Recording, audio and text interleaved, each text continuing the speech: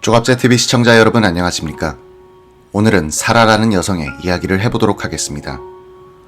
사라라는 28세의 여성은 존 맥 하버드 의대 정신과 과장에게 편지를 써 최면 치료를 해줬으면 좋겠다고 했습니다. 당시 대학원에 재학 중이던 그는 곧 여행을 떠날 계획인데 여행을 떠나기 전 자신의 머릿속에 있는 혼란스러운 생각을 정리하고 싶다고 했습니다. 맥 박사는 그의 책에서 사라의 사례의 경우는 익명성을 보장하기 위해 자세한 내용들을 다수 배제하고 소개한다고 했습니다. 사라는 맥 박사에게 보낸 편지에서 몇 년 전 머리가 아파 마사지를 받고 있던 상황에서 작은 생명체들이 내게 텔레파시로 말을 거는 것 같은 느낌을 받았다고 했습니다. 그런 뒤 양손에 펜을 잡고 외계인으로 보이는 물체들을 그리고 있었다고 했습니다. 왼손으로는 펜을 잡아본 적이 없는데 이날은 이상하게 양손을 사용하고 있었다고 했습니다. 사라는 공업도시 인근에서 자랐고 기독교 가정에서 자라왔으며 술이나 마약을 하지 않는다고 했습니다.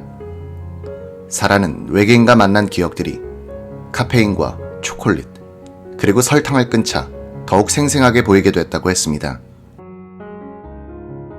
이미 세상을 떠난 사라의 아버지는 지식인이었으나 난독증이 있었습니다.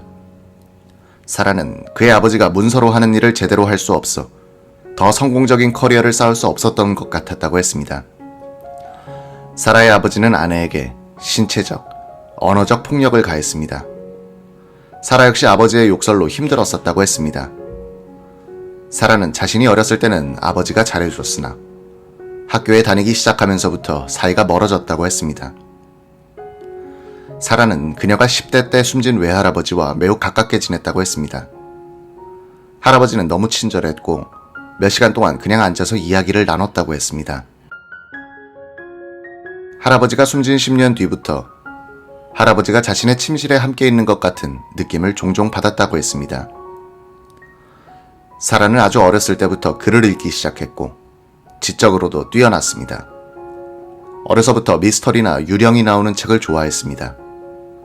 그의 가족은 매주 일요일마다 교회를 갔습니다.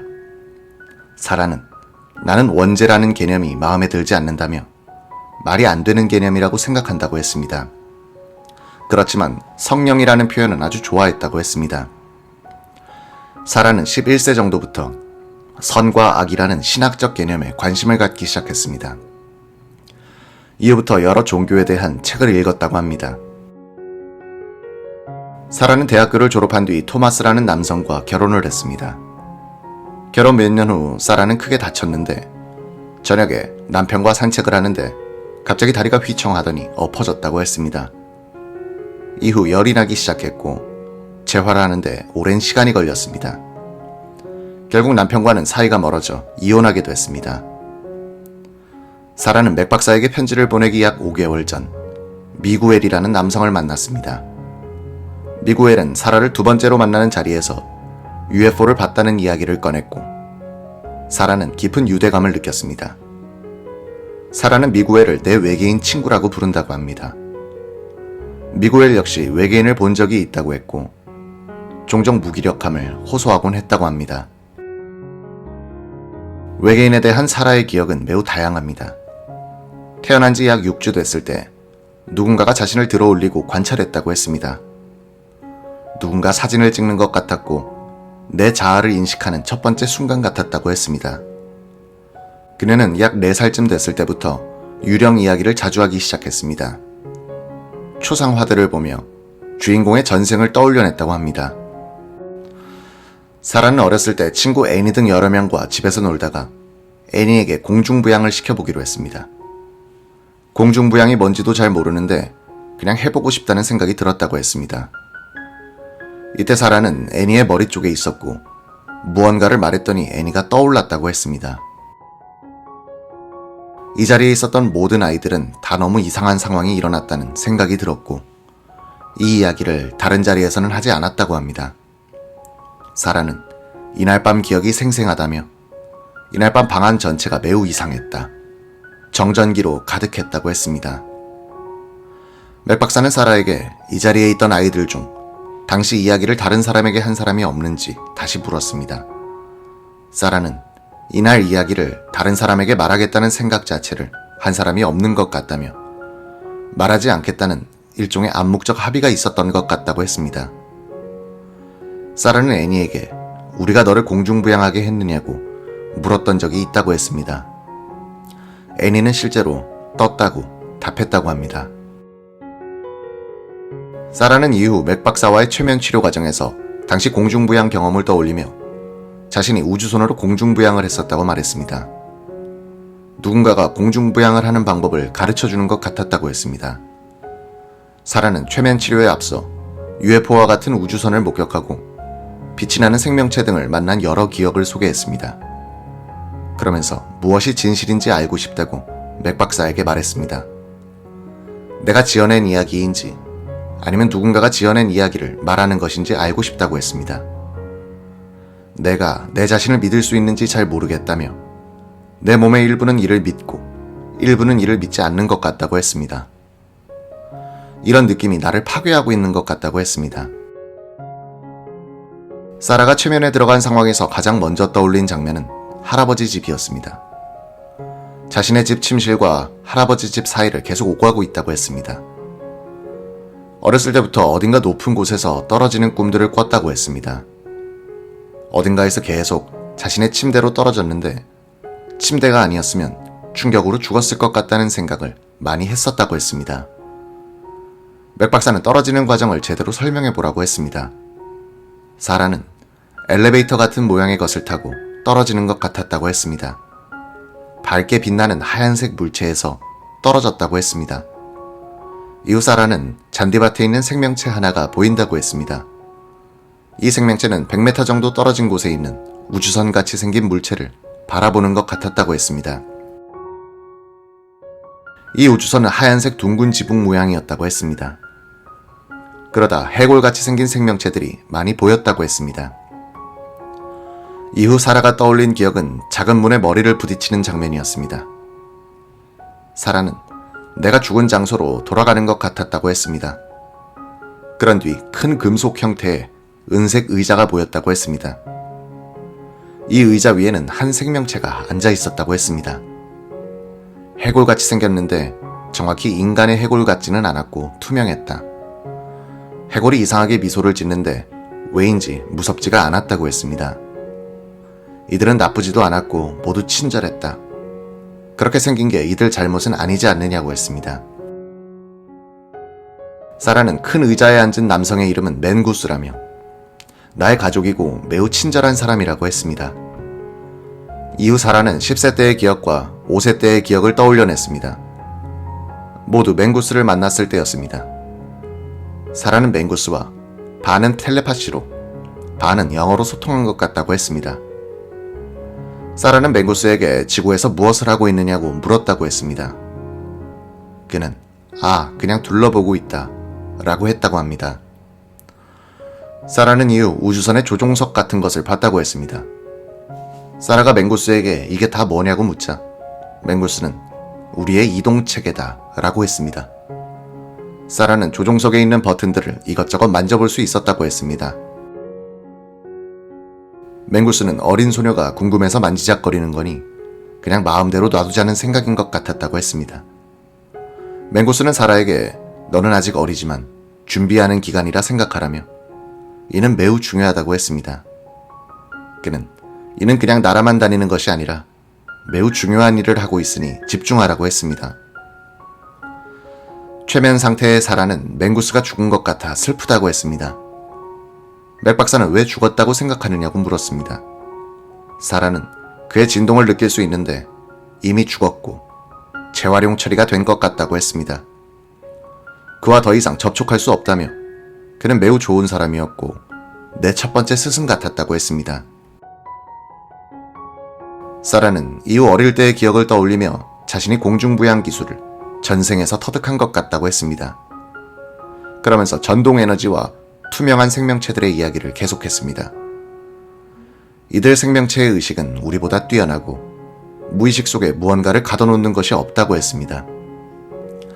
훨씬 더 깨어있고 눈과 마음이 열려있다며 두려움이나 이기주의 따윈 없고 사랑을 느낄 수 있다고 했습니다. 그는 우리의 머리는 투명하지 않고 머리카락 등으로 가려져 있다며 우리는 사람들이 이를 보는 것을 원하지 않아 모든 것을 가리고 있다고 했습니다. 반면 이들은 모든 것이 열려 있고 텔레파시로 소통하기 때문에 서로 숨기는 비밀 같은 것도 없다고 했습니다. 사라가 이후 떠올린 기억은 하얀색 우주선을 타고 하늘을 날며 작은 창문을 통해 사막 지역을 내려다보는 장면이었습니다. 그는 너무 아름다웠다며 이때보다 행복했던 적이 없었던 것 같다고 했습니다. 사라는 우주선에 있는 자신의 형체가 맹구스처럼 해골 모양이었다고 했습니다. 사라는 자신이 전생에 외계인이었던 상황을 떠올리며 인간들이 멍청한 짓을 하고 있다고 했습니다. 인간은 너무 자기중심적이라고 했습니다. 하지만 인간이 갖고 있는 장점도 있다고 했습니다. 인간은 꽃 냄새를 맡을 수도 있고 햇빛이 피부에 닿을 때 받는 느낌도 있다면서 하지만 외계인의 몸으로는 냄새를 맡을 수 없다고 했습니다. 사라는 우주선을 타고 사막 지역을 방문한 이유는 살 수 있는 지역인지 확인하기 위한 탐사 목적이었다고 했습니다. 행성에 큰 지각 변동이 있을 때를 대비하기 위해서라고 했습니다. 이 사막 지역은 고지대일 뿐만 아니라 평평하다는 장점이 있었다고 했습니다. 이후 사라는 인간의 모습으로 집 앞에서 선탠을 하고 있는 기억을 떠올려냈습니다. 무언가가 머리 위에서 멈춰 있는 것 같다고 했습니다. 한 생명체를 봤는데 인간과 맹구스 같은 생명체가 반반 섞인 모습이었다고 했습니다. 인간의 형체였는데 더 가볍고 하늘을 떠다닐 수 있었다고 했습니다. 이 생명체는 사라에게 텔레파시를 보냈다고 합니다. 이는 매우 중요한 일이라며 자신이 온 목적은 유전자 호환 실험, 타당성 조사, 다차원 융합 때문이라고 했습니다. 맥 박사는 다차원 융합이 무슨 뜻이냐고 물었습니다. 사라는 평면 같은 건데 투명한 셀로판지가 있다며 산산조각난 유리 같다고 했습니다. 이후 얇은 면도날 같은 것이 구멍을 내면 지구의 차원 세계와 이 생명체들이 들어오는 차원의 세계와의 길이 열리게 된다고 했습니다.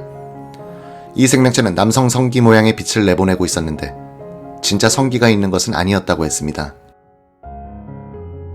이 성기가 그녀의 몸에 들어왔는데 인간과의 성관계에서는 느껴보지 못한 느낌을 받았다고 했습니다. 사라는 이 생명체는 공격적인 성향을 보였는데 나는 이게 마음에 들지 않았다고 했습니다.